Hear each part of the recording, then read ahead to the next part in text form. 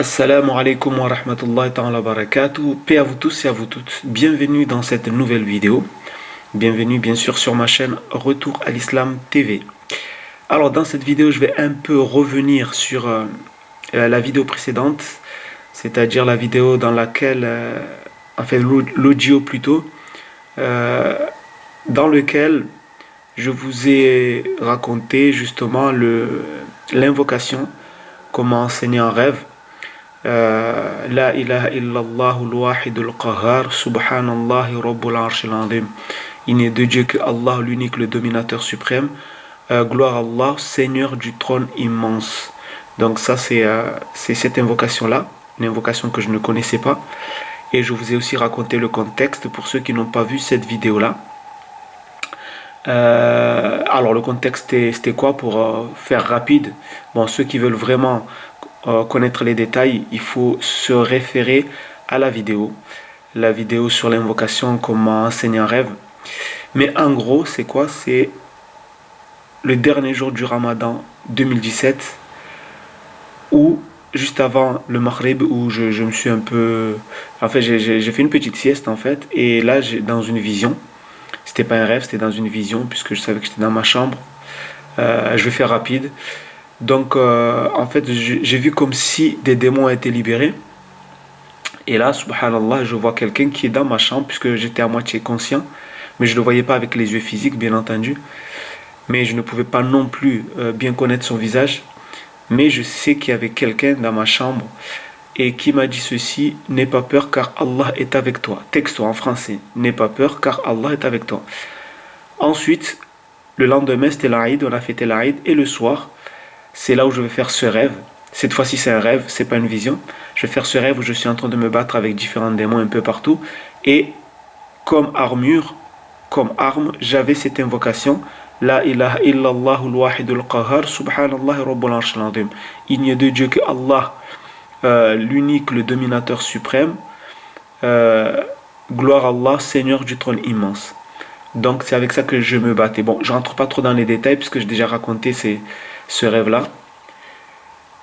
Et voilà. Donc pourquoi je reviens sur ça?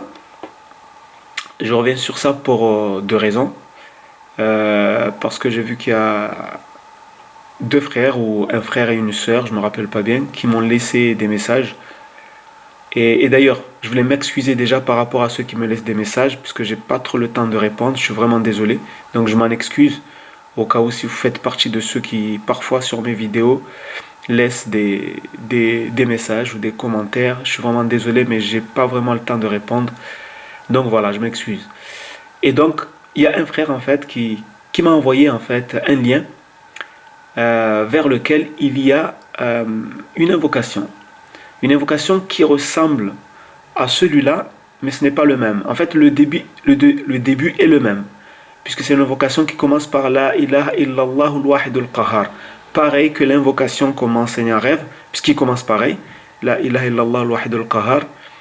C'est-à-dire, il n'y a de Dieu que... Nul ne mérite d'être adoré à part Allah, ou il n'y a de Dieu que Allah, l'unique, le dominateur suprême. Mais ensuite, dans cette invocation-là, la suite est différente, puisque la suite, c'est Rabbus samawati wal ardi wa ma baynahuma al-azizul ghaffar. C'est-à-dire la suite de cette invocation, après le dominateur suprême, il y a le Seigneur des cieux et de la terre et de ce qu'il y a entre eux, le puissant, le pardonneur. Ça, c'est l'invocation que ce frère m'a envoyé. En tout cas, il m'a envoyé le lien.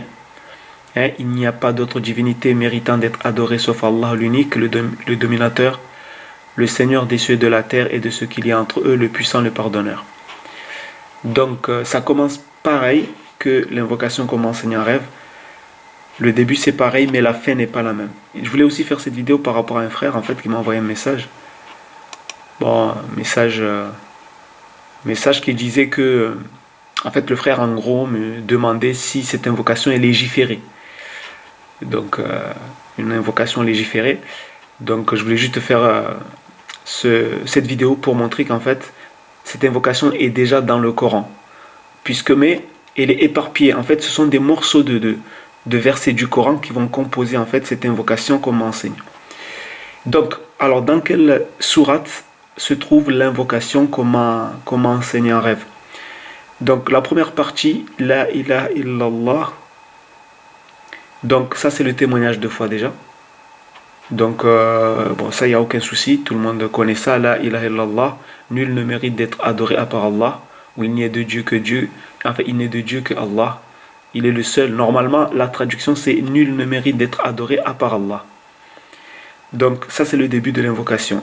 Donc ça c'est le témoignage de foi. Ensuite la suite c'est Al-Wahidul Qahhar, l'unique, le dominateur suprême. Alors cette partie-là se trouve dans plusieurs versets. Par exemple, dans Surat Yusuf, verset 39. أعوذ بالله من الشيطان الرجيم يا صاحبي السجن أأرباب متفرقون خير أم الله الواحد القهار. Ô mes deux compagnons de prison, c'est Yusuf qui parle à ses deux compagnons de prison, qui est le meilleur des seigneurs éparpillés ou Allah l'unique, le dominateur suprême.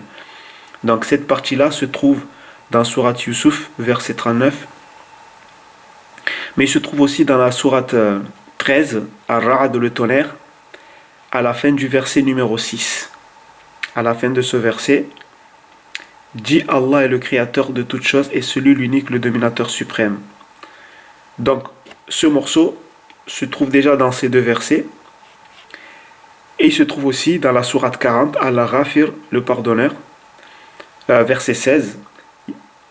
يوم هم بارزون لا يخفى على الله منهم شيء لمن الملك اليوم لله الواحد القهار. Le jour où ils comparaîtront sans que rien en eux ne soit caché à Allah, à qui appartient la royauté aujourd'hui, Allah l'unique, le dominateur. Donc voilà, donc cette deuxième partie se trouve dans ces versets-là. Ensuite, Subhanallah, bon, Subhanallah, gloire à Dieu, ça c'est ce qu'on dit quand on est en prière, quand on est incliné ou quand on est prosterné. On dit Subhanallah, Subhana Rabbiyal A'la ou Subhana Rabbiyal Azim. Donc, Subhanallah, gloire à Allah, Rabbul Arshil Azim. Donc, Rabbul Arshil Azim, cette partie se trouve dans la sourate An-Naml, fourmi. Et Subhanallah. Et vous savez à quel moment Allah parle de ça? Donc c'est le moment où Allah parle de l'histoire de Salomon, Sulayman, d'accord? Et rappelez-vous, dans mon doigt, j'étais en train de me battre contre des démons. Et il faut savoir que le prophète Sulayman se battait contre des démons justement. En fait, il avait le pouvoir sur les démons. Allah lui avait donné le pouvoir sur les démons. Donc je rappelle l'invocation, c'est La ilaha illallah al-wahid al-qahhar, subhanallah rabbul arshil azim. Nul ne mérite d'être adoré à part Allah, al-wahid al-qahhar, l'unique, le dominateur suprême. Gloire à Allah, Seigneur du trône immense. Voilà. Donc voilà, c'était juste une petite vidéo pour montrer que voilà, pour dire aussi à ce frère qui me demandait si cette invocation a été légiférée. Donc c'est pas une invocation que j'ai inventée apparemment ou qu'un démon a pu me souffler, puisque c'est une invocation qui se trouve carrément dans le Coran, bien que les parties de l'invocation sont éparpillées un peu partout dans le Coran, mais voilà, ça vient du Coran.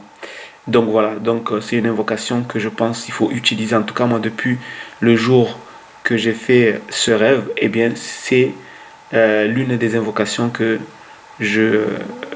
j'utilise pour invoquer Allah, parce que c'est une invocation qui nous protège, qui nous permet de demander la protection d'Allah, Inch'Allah. Donc voilà, j'espère que ça a été clair, et sur ce, je vous donne rendez-vous dans une prochaine vidéo. Assalamu alaikum wa rahmatullahi wa barakatuh.